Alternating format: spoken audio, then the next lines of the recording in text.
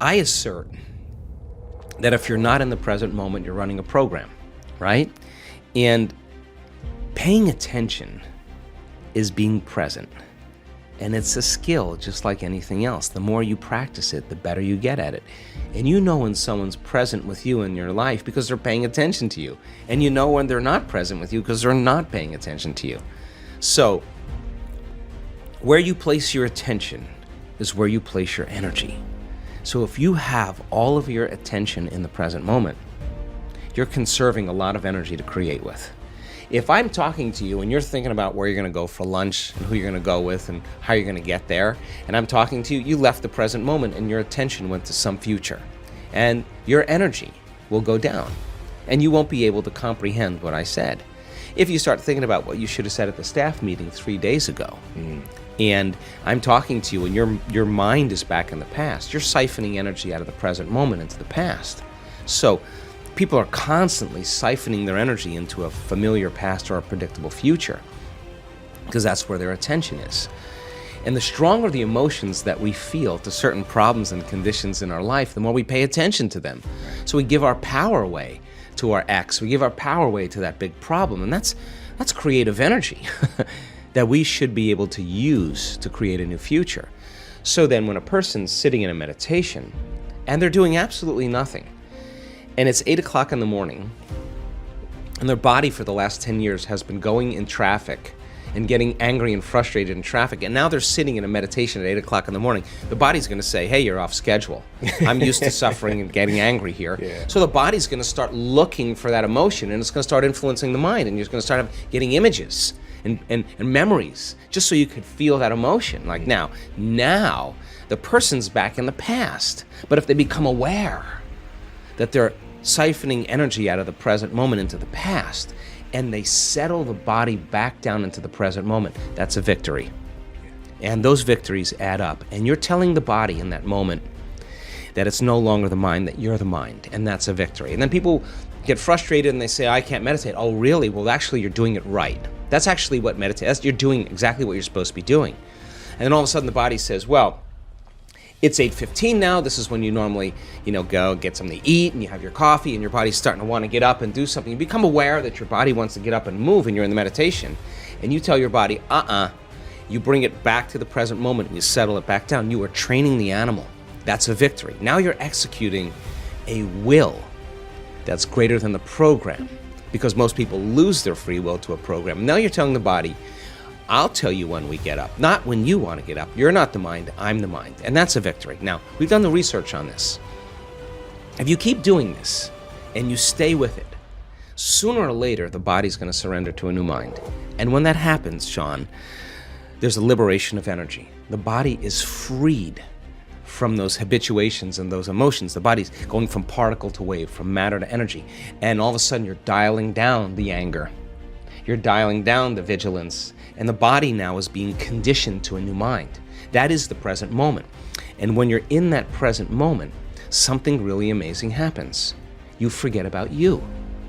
All of a sudden, you're not your face, you're not your culture, you're not your marital status, you're not your diet, you're not your past.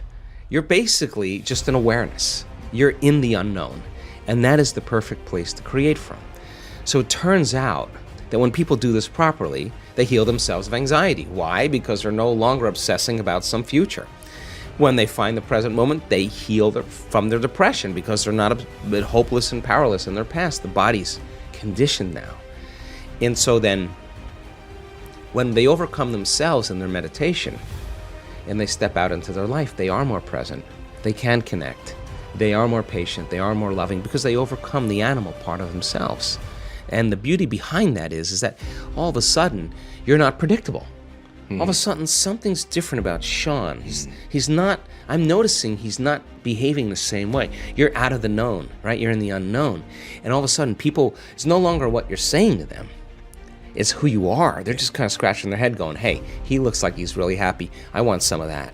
And now, we're out of the philosophical, theoretical realm. We're in the practicum, which is where really the magic happens. So the eternal present moment, the sweet spot of the generous present moment, is the place we create from. And when we're there, we disconnect from our bodies. We become nobody. We disconnect from people in our lives. We're not thinking about our ex or our boss. We are no one. We're not thinking about our cell phone or our computer. We are no thing. We are not thinking about where we live, where we work, where we sleep. We are nowhere. And we're not thinking about the predictable future and the familiar past. We're in no time. And when you're disconnecting or dissociating from everything known, you're in the unknown, and that's where the magic happens. So if you're sitting in your meditation and your brain is going, you can't quit, it's too hard, you're becoming familiar with those thoughts, that's a meditation. There's no such thing as a bad meditation. There's just overcoming yourself. You're sitting there and your body wants to get up and do things and check your email and check your texts, and you become aware that it's doing that, and you become familiar with that, you're in a meditation. If you're realizing that you're angry and frustrated and resentful and all you're doing is sitting there, that's in there. Now you're becoming familiar with that old self. That's a good thing. And if you start saying, what thoughts do I want to fire and wire in my brain, and you keep firing and wiring them, you're going to become familiar with those. You start reviewing who you're going to be when you open your eyes, and you keep reviewing it, reviewing it. You keep firing and wiring, it's going to become familiar to you. And if you trade resentment and impatience for gratitude and freedom and joy, and you start making those chemicals in your meditation every single day, I swear to you, you'll get familiar with that. So the process of change is unlearning and relearning. It is breaking the habit of the old self and reinventing a new self. And we use meditation as a way to change our brain and body to be different, be greater than the environment, be greater than our emotions and habits, and be greater than the predictable future and the familiar past. So meditation is a way then to get us in the right state of mind and body. So when we present ourselves to the world, we're a better expression of it. And then practicing and staying aware your entire day so that you can actually master something about yourself. Now, what's the side effect of that? You're more in love with you because you overcame you. And as you overcome, and you keep overcoming, you're going to become somebody else.